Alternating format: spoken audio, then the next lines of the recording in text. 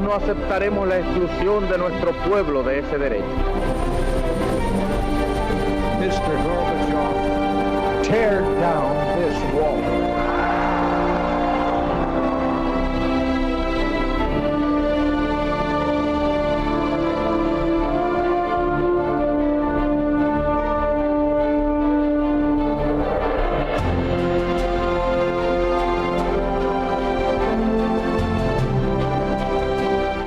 Muy buenas noches, señoras, caballeros, bienvenidos a Tiempos Modernos. Con toda seguridad usted ha oído hablar del genocidio español en América, ese genocidio que nunca existió, menos hoy, que parece que existió continuamente. Bueno, una de las fuentes fundamentales que justifican eso es la obra de un español, Fray Bartolomé de las Casas, un personaje discutidísimo, justiciero para unos, fabulador para otros. ¿Qué fue exactamente Fray Bartolomé de las Casas? ¿Era verdad lo que dijo?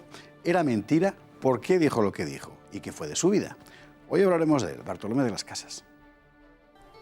Fray Bartolomé de las Casas es uno de los personajes más polémicos de la historia de España. Sincero justiciero o mitómano fabulador, quizás ambas cosas. Las Casas marchó a América en 1502 como conquistador de la isla de la Española, actual Santo Domingo. Por sus servicios como soldado recibió tierras, oro y siervos. Allí, en la Española, los misioneros pidieron desde 1511 un trato más justo para los nativos. Bartolomé en aquel momento era de los que se oponían a estas reivindicaciones. En 1512 se ordenó sacerdote y emigró a Cuba, donde va a ser el único clérigo de la isla.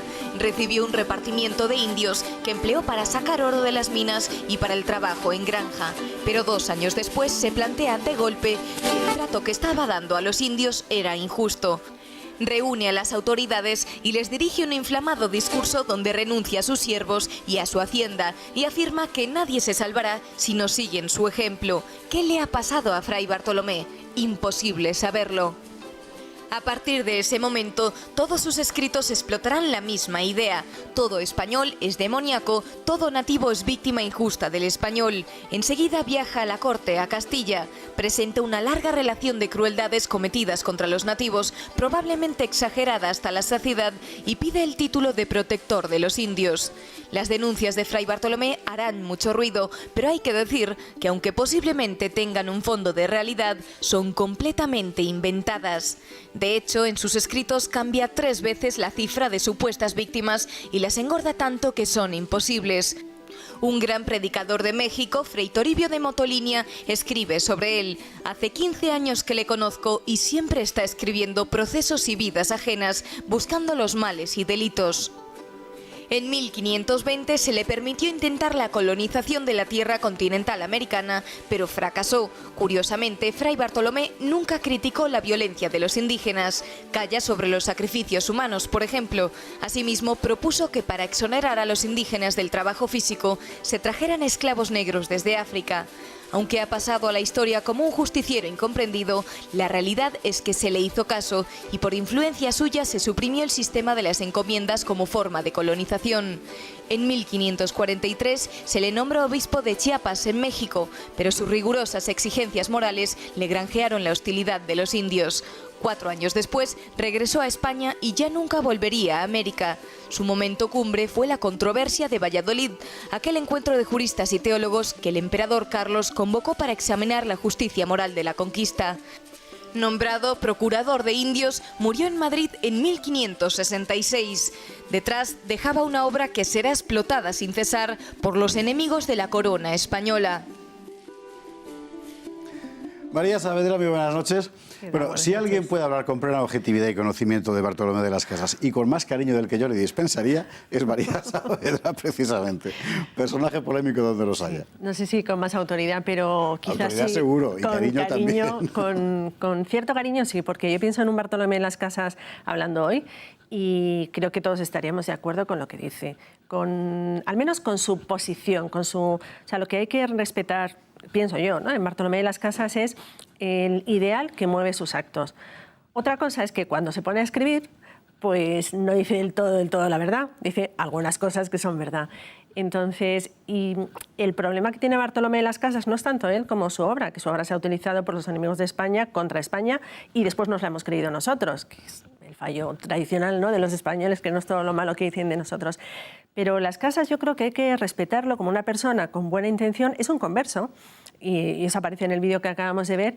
Es un converso porque él tuvo indios encomendados, y efectivamente sacaba oro de los ríos en la isla de Cuba, que era donde estuvo como encomendero, y de repente, posiblemente porque le llegaron ecos de los sermones de los dominicos de la Española, decidió que aquello no podía ser. Entonces, que él renunciaba a sus indios encomendados, pidió al gobernador de Cuba que no se los entregara a nadie, que les diera libertad, y a partir de ahí tiene esa pasión del converso. Yo lo he hecho mal y no puedo consentir, de alguna manera quiere limpiar su alma, ¿no? Y entonces se dedica a esa campaña gigantesca en defensa de los indios. Hay aquí dos elementos que tú conoces muy bien y que me parece que es importante subrayar.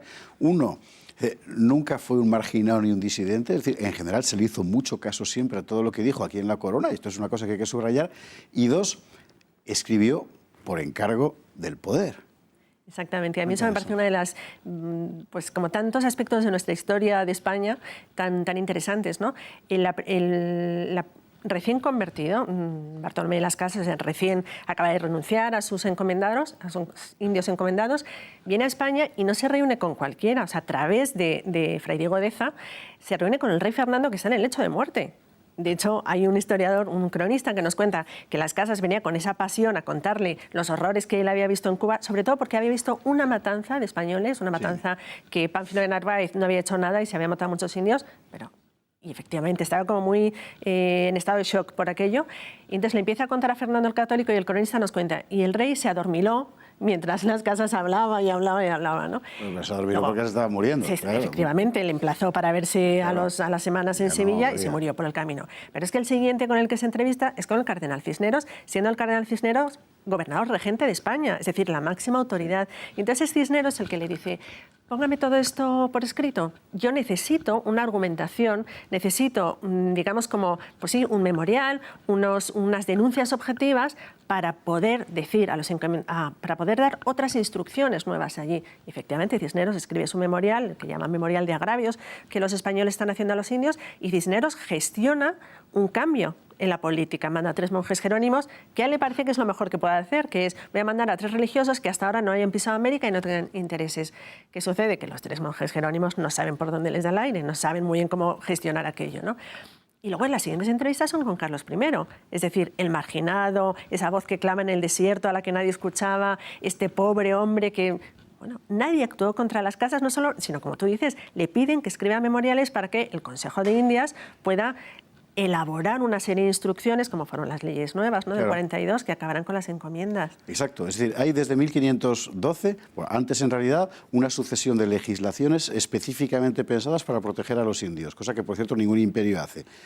Las de Burgos, etcétera, y la de 1542, que es la de las encomiendas, la que la suprime, que es una auténtica guerra civil lo que causa en América, porque era una barbaridad aquello de quitarle a los conquistadores el derecho a las encomiendas, y que se hace porque Las Casas insiste.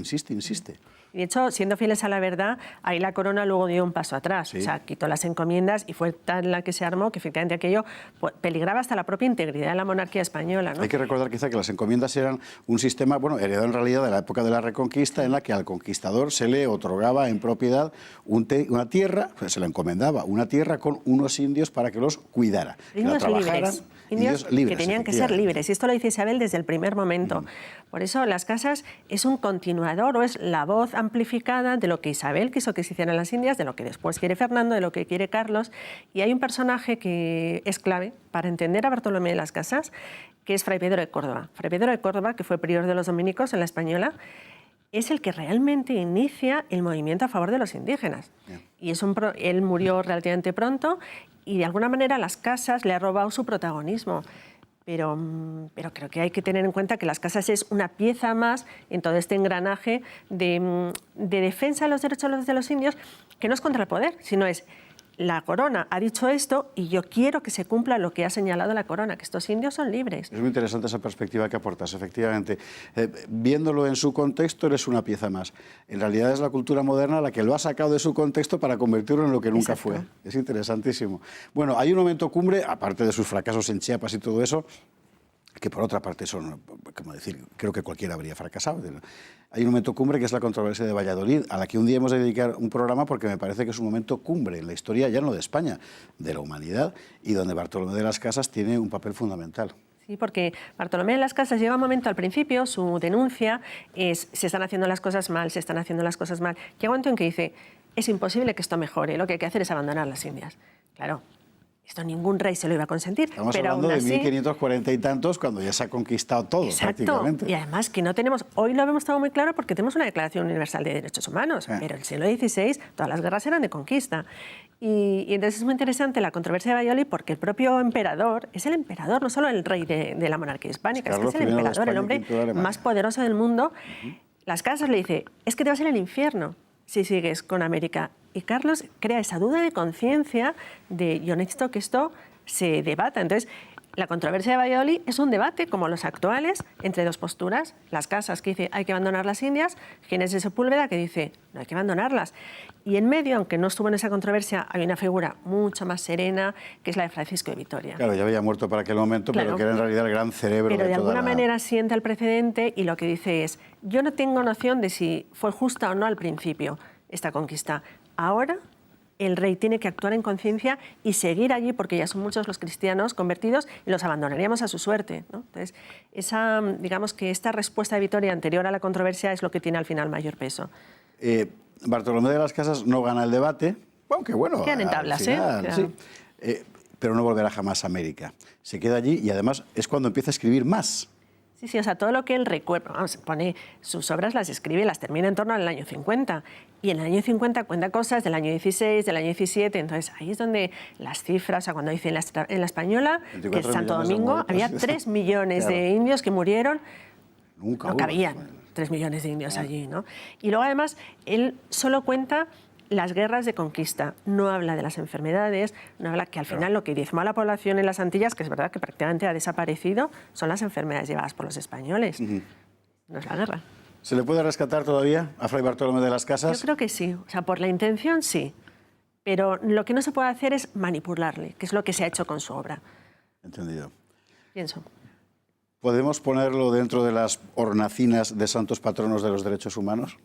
Que hay que decir, por cierto, que en aquella época todos eran españoles. Exactamente. Pues hombre, yo pienso que sí, ¿no? Como iniciador de los derechos humanos, del derecho internacional, para mí siempre estará por encima de Vitoria, porque tiene una capacidad intelectual muy potente, ¿no?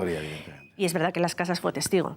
Entonces, tiene como ese valor de ser testigo, pero cuenta las cosas con un punto de exageración bastante fuerte. Quizá lo más importante con lo que podemos quedarnos, y una última reflexión en 20 segundos, es que lo distintivo de la operación de conquista española en América es que nunca quiso abandonar, a pesar de ser humanos, la referencia moral. Eso es una cosa asombrosa. Sí, y que no se ha dado en ningún otro proceso de colonización en la historia, realmente, y que se plantee como duda personal del emperador. Nada menos. Usted imagínese un emperador que de repente dice, tengo una preocupación moral sobre mi derecho a conquistar. Hoy nos parecería absurdo. Bueno, pues pasó en aquella época, entonces, efectivamente, con Carlos I. María Saavedra, muchísimas gracias. Gracias a Casi ha conseguido que me caiga mejor Fray Bartolomé de las Casas. Y a ustedes, como siempre, muchísimas gracias y muy buenas noches.